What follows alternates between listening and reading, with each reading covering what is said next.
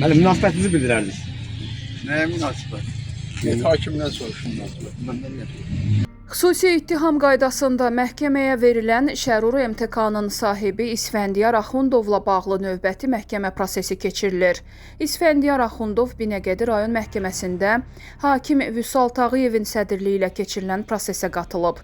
Qeyd edək ki, İsfəndiyar Axundov barəsində Cinayət Məcəlləsinin 147.2-ci böhtan və 148-ci təhqir maddələri üzrə xüsusi ittiham qaydasında şikayət edilib. Ötən prosesdə xüsusi ittiham qaydasında şikayət verən iş adamı Emil Səməndərovun müdafiəçisi Asim Abbasov İsfəndiyar Axundovun məhkəməyə məcburi gətirilməsi ilə bağlı vəsatət verib. Məhkəmə vəsatətin baxılmamış saxlanılması ilə bağlı qərar qəbul edib.